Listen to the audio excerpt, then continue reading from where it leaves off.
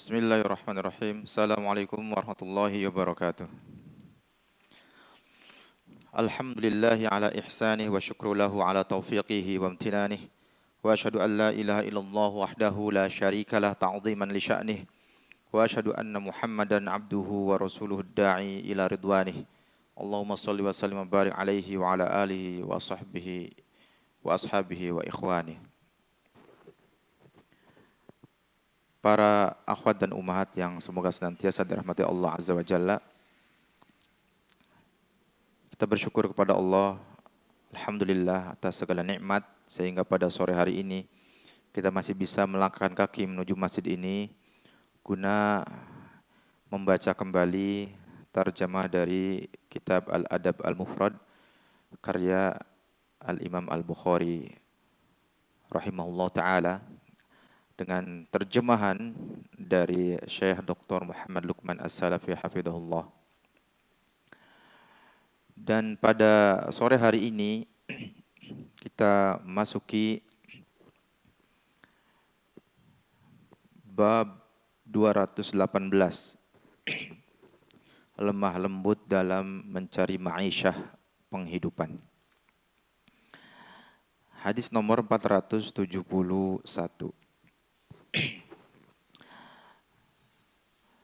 Beliau Al-Imam Al-Bukhari rahimahullah mengatakan, Harami bin Hafs mengabarkan kepada kami, ia berkata, Abdul Wahid mengabarkan kepada kami, ia berkata, Sa'id bin Kathir bin Ubaid mengabarkan kepada kami, ia berkata, Haddatsani abi qala, ayahku mengabarkan kepadaku, ia berkata, Dakhaltu ala Aisyah ummil mu'minina radhiyallahu anha.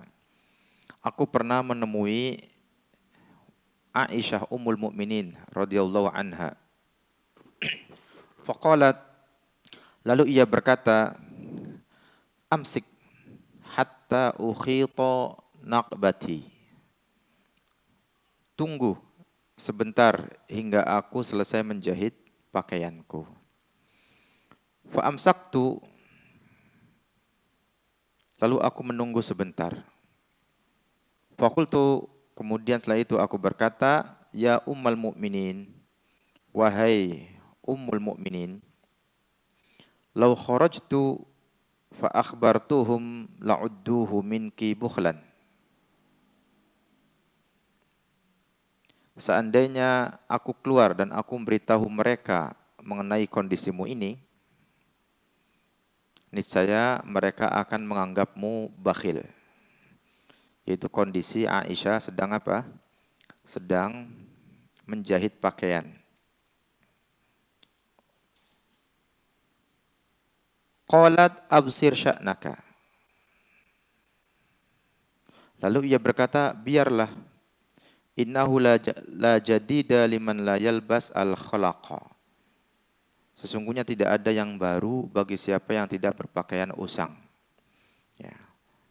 Hadis ini isnadnya hasan, diriwayatkan oleh Al-Bukhari dalam kitab At-Tarikh Al-Kabir dan Ibnu Abi Dunya dalam kitab Islahul Mal. Taib. Maka di sini Aisyah radhiyallahu anha sedang menjahit pakaian yang mungkin telah usang. Ya. Penjelasan kata an-naqbah bermakna celana panjang yang tidak memiliki tali, tidak memiliki tempat tali pengikat yang mengelilinginya, hanya ada lubang-lubang untuk sabuk. Ini an-naqbah. Apabila ada lubang sebagai tempat untuk tali pengikat yang mengelilingi celana, maka itu dinamakan sirwal. Adapun absir sya'naka bermakna biarkan saja, jangan pedulikan, ya, nggak usah dihiraukan. Ya. Al-khalaqa yakni usang. Ya. Kandungan hadis ini menganjurkan agar berpakaian sederhana. Orang yang mengenakan baju usang berarti ia sederhana, Sedangkan orang yang selalu mengenakan baju baru, maka dia termasuk orang yang boros. Ya. Dan tindakan boros akan berakhir pada kebangkrutan dan kepapaan. Ya, tindakan yang tidak terpuji. Maka dari sini tidak mengapa jika ada sebagian kita, ya, ikhwan atau akhwat yang mungkin di antara pakaiannya harus dijahit, ya, karena untuk menutupi suatu kain yang robek misalkan, atau bolong, ya, kesangkut benda atau paku sehingga robek atau bolong, tidak mengapa, ya. Dan Aisyah bahkan pernah mencontohkan hal tersebut, ya, menjahit pakaian yang mungkin itu telah usang, ya.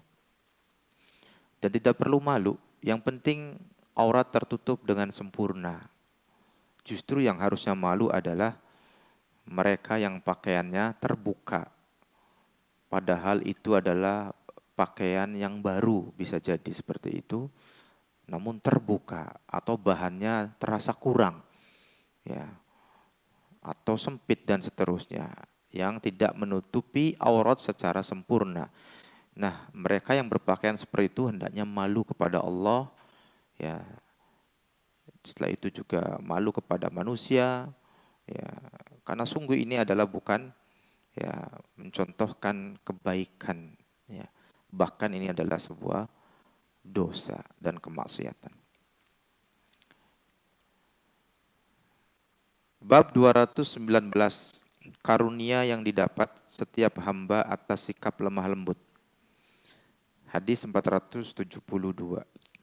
Musa mengabarkan kepada kami, ia berkata, Hamad mengabarkan kepada kami dari Humaid, dari Al-Hasan. An Abdullah bin Mughaffal, dari Abdullah bin Mughaffal. Anin Nabi sallallahu alaihi wasallam qala, ya, dari Nabi sallallahu alaihi wasallam beliau bersabda, Innallaha rafiqun yuhibbu ar-rifqa. Sesungguhnya Allah Maha lembut, Dia mencintai kelembutan. Wa yu'ti 'alaihi ma la yu'ti 'alal unfi. Dan Dia memberi atas kelembutan apa yang tidak Dia beri atas kekerasan. Wa an Yunus an Humaid mithluhu. Dan dari Yunus, dari Humaid ada riwayat yang serupa, ya, yang seperti itu. Ya, hadis ini sahih diriwayatkan oleh Imam Ahmad, Abu Dawud, ya. Taib. Al-unfu adalah kekerasan, kesulitan, ya. Taib. Jadi sikap yang keras, ya. Ini adalah tidak diberi kepadanya kebaikan. Namun sikap yang lembut maka diberikan atasnya kebaikan, ya. Dan kandungan hadis ini sudah terlewat, ya, pada hadis nomor 466, ya. Ya, bahwa tidaklah sikap, ya, yang keras itu melekat pada sesuatu melainkan akan memburukannya, ya. Sedangkan kelembutan itu, ya, akan membaguskan hal tersebut atau sesuatu tersebut. Ya. Maka dari sini hendaknya kita nantiasa berusaha agar bersikap lemah lembut di dalam segala hal, terutama tatkala kita mendakwahkan, ya, dinul Islam kepada, ya, mad'uwin, orang-orang yang kita ajak. Bab 220, menenangkan. Hadis 473. An Abi Tayyah qala, dari Abu Tayyah ia berkata, Sami'tu Anas bin Malikin qala, aku mendengar Anas bin Malik berkata, qala Nabi sallallahu alaihi wasallam, Nabi sallallahu alaihi wasallam bersabda, yassiru wala tu'assiru. mudahkanlah dan janganlah mempersulit. Wasakkinu wala tunaffiru. Berilah ketentraman dan janganlah membuat orang menjauh. Ya. Hadis riwayat Imam Al-Bukhari dan juga Imam Muslim. Ya. Sakinu bermakna berilah ketenangan dan ketentraman. Ya. Artinya berikan kepada orang itu ya tenang, tentram dalam menjalankan dinul Islam, dalam beribadah ya kepada Allah. Ya. Dalam sholat berjamaah, berikan rasa yang tentram kepada mereka. Ya.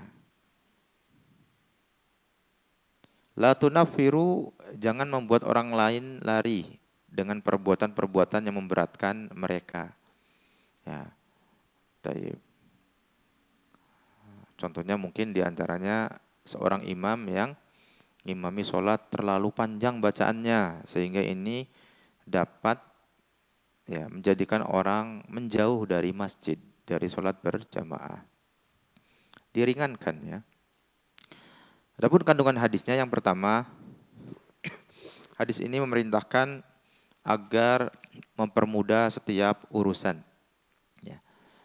Setiap urusan, baik yang berkaitan dengan muamalah, ya hal-hal yang sifatnya duniawi, ya, ataupun yang kaitannya dengan ya akhirat seperti ibadah tadi. Ya. Memberi ketenangan dan larangan berbuat sesuatu yang membuat orang lain lari, ya, meninggalkan hal tersebut, meninggalkan kebaikan. Yang kedua, berlemah lembut kepada setiap orang yang baru masuk Islam dengan tujuan melunakkan hati mereka. Ta'lif al-qulub, ya, melunakkan hati mereka. Dan tidak bersikap keras terhadap mereka. Ya. Wajar mereka baru masuk Islam, mungkin belum mengerti beberapa adab, beberapa hukum, sehingga ya, seorang muslim hendaknya bersikap adil kepada mereka yang baru masuk Islam, karena mereka adalah belum mengerti ya hukum, ya, sehingga perlu disikapi dengan lemah lembut, ya. Taib.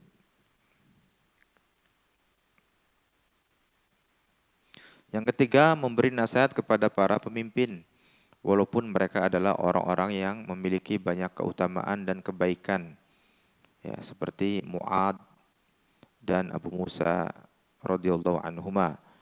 Karena peringatan dan nasihat itu sangat bermanfaat bagi orang-orang beriman.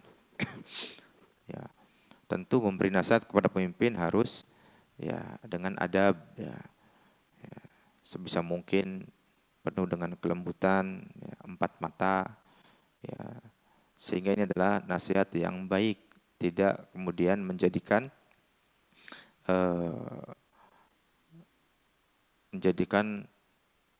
orang itu menjadi apa? Lari dari pemimpin, dari ketaatan kepada penguasa. Beda jika yang menegur mungkin yang posisinya mungkin di atas orang tersebut. Ya. Dulu sahabat Mu'ad pernah ditegur, ya, oleh Rasulullah SAW gara-gara setelah sholat Isya bersama Rasulullah SAW, Mu'ad balik ke kaumnya, kemudian sholat Isya bersama mereka. Ya, dalam hal ini hukumnya sunnah bagi Mu'ad karena sudah sholat berjamaah bersama Rasul, sehingga dia mendapat pahala sunnah dengan sholat Isya tersebut bersama kaumnya. Sedangkan kaumnya tetap mendapatkan pahala wajib. Ya. Nah, di situ Mu'ad sholat dengan surat yang panjang. Dalam sebuah riwayat surat Al-Baqarah. Ya. Kemudian setelah itu ada di antara mereka yang keluar dari jamaah karena merasa ini panjang sholatnya. Ada yang keluar dari jamaah kemudian sholat sendiri, rampung. Kemudian hal itu terdengar oleh Mu'ad, diketahui. Sehingga orang ini bahkan disebut sebagai munafik, ya, karena dia meninggalkan jamaah sholat. Kemudian sampai berita itu kepada Rasulullah, orang tadi mengadu ya, bahwa Mu'ad telah imami dengan sholat yang panjang, yaitu sholat Isya. Ya. Kemudian dirinya dituduh munafik, yaitu orang tadi dituduh oleh Mu'ad. Maka Rasul marah kepada Mu'ad radhiyallahu anhu. Ya. Afattanun anta ya Mu'ad? Ya. Kata Rasul, apakah engkau wahai Mu'ad ingin membuat orang lari ya dari sholat jamaah ya, dari agama ini ya kan, dari masjid. Ini adalah peringatan ya agar meringankan bacaan, memendekkan bacaan tatkala seorang imam mengimami sebuah solat ya bersama jamaah, dia meringankan bacaannya ya, sehingga orang itu tidak kapok ya untuk sholat berjamaah, justru malah senang, udah bacaannya enak ya, kemudian hafalannya bagus ya, ringan bacaannya, sehingga orang itu pengen balik lagi ke masjid untuk sholat jamaah. Ya, enak tadi imamnya kan gitu. Nanti saya ke sana lagi, sholatnya di situ saja di masjid itu. Ya, jadi ini adalah bentuk atau salah satu bentuk daripada at-taisir, yassiru wala tu'assiru ya. Tapi mudahkanlah dan janganlah mempersulit. Apalagi sholat jamaah ya, di belakang kita ini kalau kita jadi imam, di sana ada anak kecil, ada orang tua, ada orang yang lemah, ada orang yang sedang butuh ya, sedang ada keperluan, maka diringankan di dalam sholat ya, ketika seorang mengimami. Hadis 474.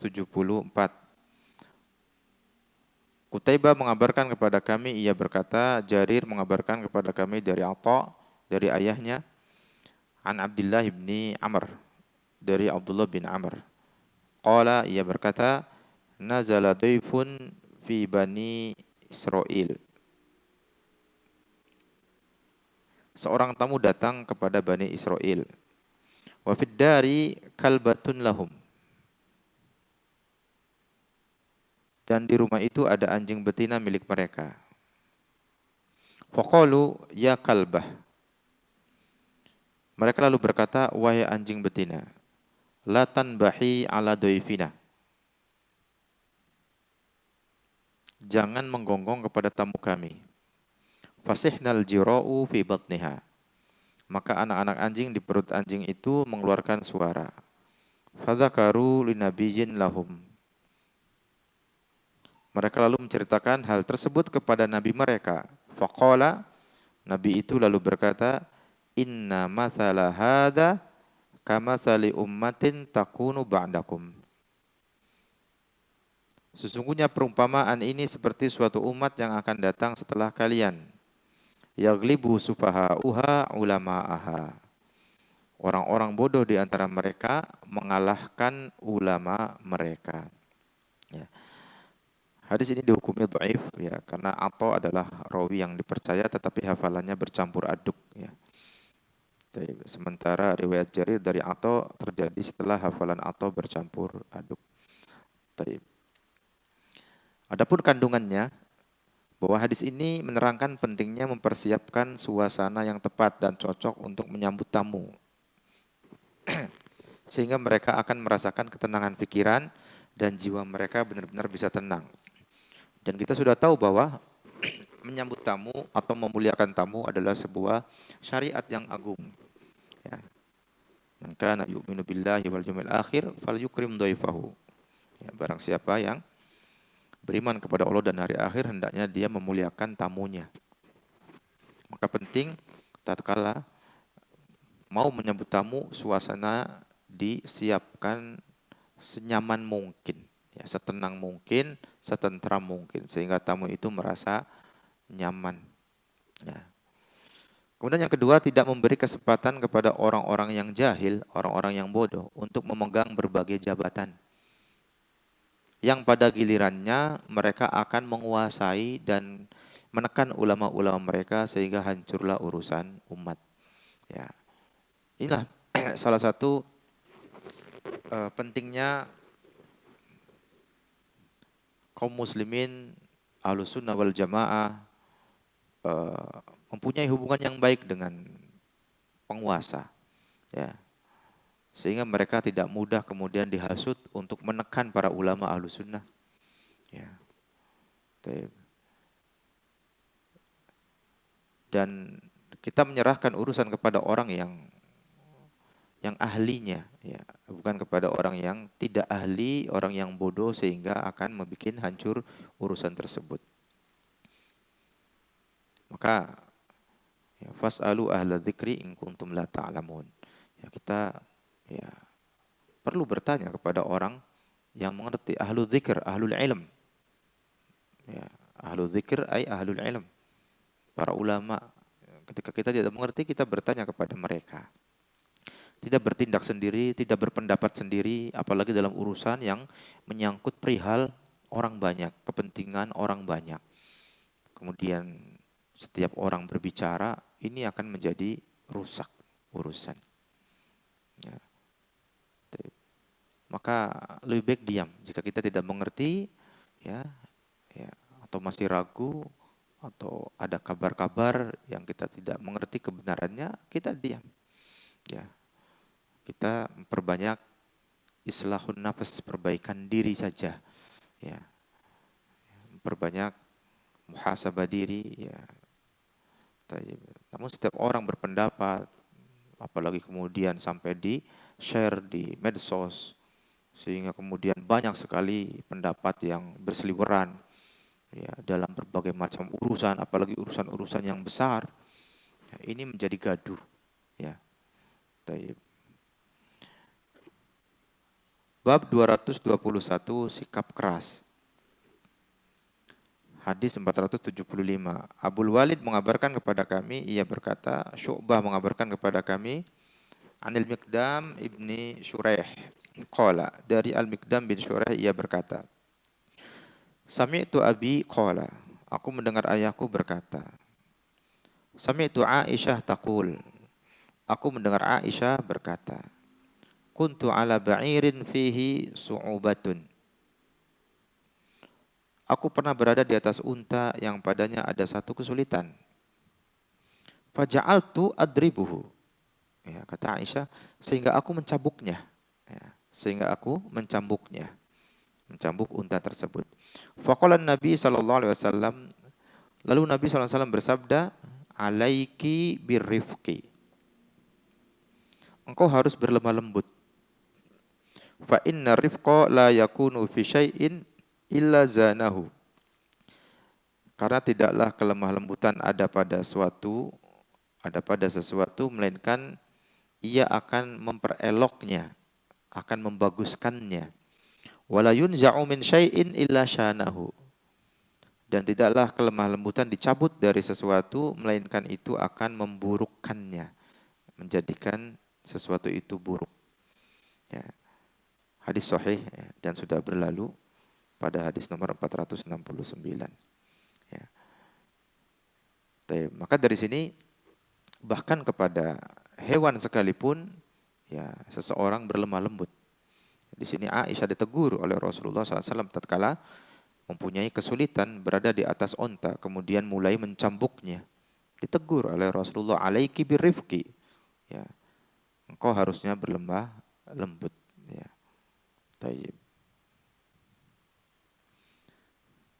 Sehingga seorang muslim wajib berlemah lembut di dalam bermuamalah dengan manusia, tidak mencela, tidak mencaci maki, tidak berkata kasar, tidak menggunjing, mengumpat, ya, adu domba, sifat-sifat yang tidak baik. Ya, wajib untuk berlemah lembut.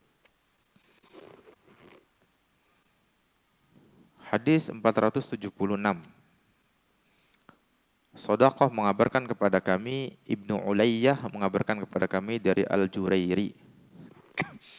An Abi Nadrah, dari Abu Nadrah. Qala berkata, Qala rajulun minna yuqalu lahu Jabir au Juwaibir.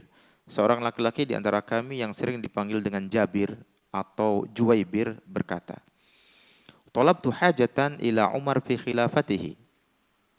Aku pernah memohon sesuatu kepada Umar ketika ia menjadi khalifah. Fantahaitu ilal Madinah lailan. Lalu aku sampai di kota Madinah pada malam hari. Faghadawtu alaihi. Paginya aku menemuinya, menemui Umar. Wa qad utitu fitnatan walisanan aw qala muntiqan. Ya. Sementara aku telah dikaruniai kecerdasan dan ketajaman lisan, atau ia berkata cerdik berfikir, muntik. Fa akhadtu fid dunya fasaghartuha. Lalu aku merenungi dunia. Aku pun memandangnya kecil.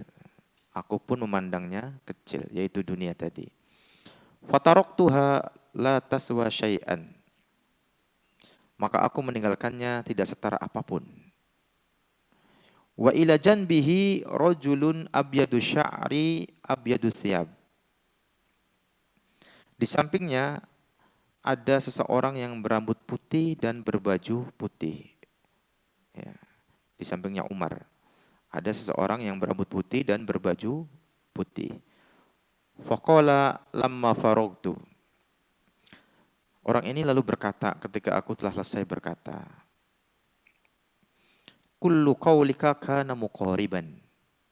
Semua ucapanmu satu sama lain berdekatan.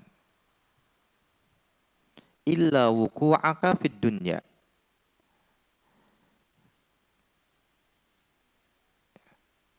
Kecuali celaanmu pada dunia. Wa hal tadri mad dunya? Apakah engkau tahu apa itu dunia? Orang ini bertanya, inna dunya fiha balaguna aw qala zaduna ilal akhirah. Sesungguhnya di dunia ini terdapat penyampaian kita, atau ia mengatakan terdapat bekal kita menuju akhirat. Wa fiha a'maluna allati nudza biha fil akhirah. Dan di sanalah, di dunia maksudnya, amal-amal kita yang mana kita akan dibalas di akhirat dengan amal-amal tersebut di dunia. Qala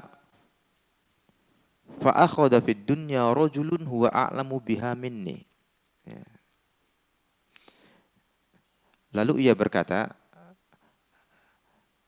lalu ada seseorang yang lebih tahu dariku yang merenungi dunia. Faqultu ya Amirul Mukminin. Maka aku bertanya, wahai Amirul Mukminin, yaitu Umar, man hadzal rajul alladzi ila janbika? Ya. Siapa sih orang yang ada di sampingmu itu? Ya. Qala, maka Umar menjawab, Sayyidul Muslimin Ubay ibnu Ka'ab. Ya. Dia adalah tuannya kaum muslimin yaitu Ubay bin Ka'ab. Ya. Hadis ini tertulis isnadnya dhaif, ya. Jabir atau Juwaibir al-Abdi tidak dikenal sebagaimana yang diungkapkan oleh Imam Ad-Dahabi. Ya. Tetapi perkataan Sayyidul Muslimin sahih dari ulama salaf yang masyhur di kalangan mereka. Nah, penjelasan kata wuku'uka fid dunya maksudnya mencela dan menjelek-jelekkan dunia. Ya. Adapun kandungannya, ya, apabila perkara dunia dicari dengan niat yang benar, dengan menggunakan sarana-sarana yang syar'i, ya, tidak melanggar, disertai dengan penjagaan terhadap hak-hak yang ada, merupakan sarana dan pintu untuk mendapatkan kebaikan dan pahala. Bahkan ia merupakan kebanggaan dan kemuliaan. Sebagai apa? Bekal menuju akhirat. Maka seorang muslim menjadikan dunia adalah bekal menuju akhirat. Ya. Bukan tujuan. Karena tujuannya adalah akhirat. Ya. Tujuannya adalah surga. Ya. Maka muslimin tidak meninggalkan dunia, kemudian menganggap dunia adalah sesuatu yang negatif. Semuanya negatif, tidak. Ya. Dunia tergantung. Jika dia berada di tangan orang yang beriman, di tangan orang yang soleh, maka menjadi wasilah yang baik untuk menggapai kebahagiaan di dunia dan juga di akhirat.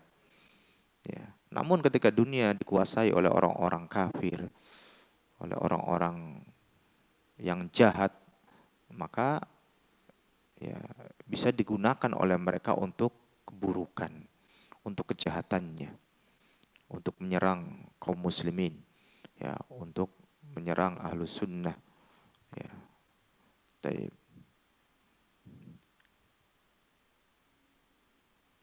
Maka seorang muslim ya menjadikan dunia ya kemudian dianggapnya sebagai apa? Ya, hal yang menyambungkan, mengantarkan perjalanan dirinya menuju akhirat, menjadikan dunia adalah bekal di mana di sana ya seorang muslim beramal ya, kemudian akan melihat hasil amal tersebut di akhirat. Ya. Hadis 477. Ali mengabarkan kepada kami, ia berkata, Marwan mengabarkan kepada kami, ia berkata, Qonan bin Abdullah An-Nahmi mengabarkan kepada kami, ia berkata, Abdurrahman bin Awsajah mengabarkan kepada kami, Anil Bara' ibni Azib, dari Al-Bara' bin Azib, qala, ia berkata, qala Rasulullah sallallahu alaihi wasallam, Rasulullah sallallahu alaihi wasallam bersabda, al-asyaratu syarrun. Kecongkakan adalah suatu keburukan. Ya. Kecongkakan adalah suatu keburukan. Ya. Hadis Hasan. Ya. Taib. Adapun takhrijnya akan ada pada hadis nomor 787 insyaallah. Al-asyarah, kecongkakan. Ya. Ar-Raghib berkata, al-asyar adalah kesombongan yang sangat. Kesombongan yang sangat. Ini adalah congkak. Ya. Kesombongan yang sangat. Dan ini adalah merupakan keburukan. Ya. Sombong aja udah buruk, apalagi congkak yang melebihi daripada sekedar sombong. Ya. Orang-orang yang menolak kebenaran itu orang-orang yang sombong. Ya. Al-kibru batarul haq wa ghamtun nas, kata Rasulullah SAW. Kesombongan itu adalah menolak kebenaran dan meremehkan manusia. Ya, ketika ada seorang dai menyampaikan kebenaran dengan dalil-dalilnya, ditolak misalkan oleh seorang, meremehkan sang dai, meremehkan dalil-dalil yang diucapkan olehnya, menolak kebenaran yang dibawa oleh sang dai. Ini adalah kesombongan. Ya.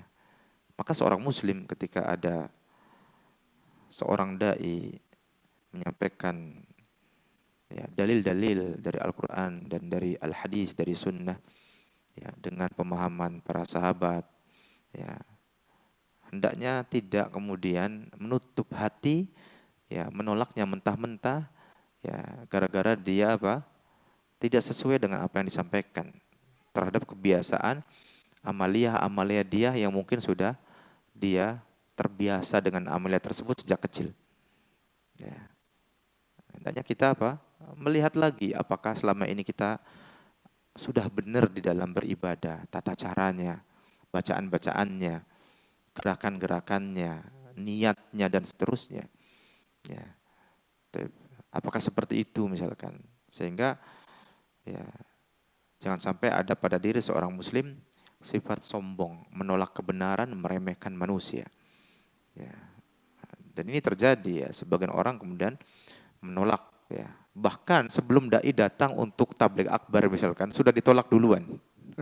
Sudah ditolak duluan. Ya, ini terjadi ya di beberapa tempat ya, Allahul musta'an. Semoga Allah senantiasa menjaga para dai ahli sunnah wal jamaah dan memperbaiki keadaan kaum muslimin. Maka kandungan hadis di sini adalah kecokakan merupakan perbuatan yang dilarang dalam banyak hal. Kecokakan adalah suatu keburukan yang bisa menarik keburukan-keburukan dan bencana-bencana lainnya. Ya. Dengan kesombongan, dengan kecokakan, seseorang akhirnya apa? Tercegah dari mendapatkan kebaikan.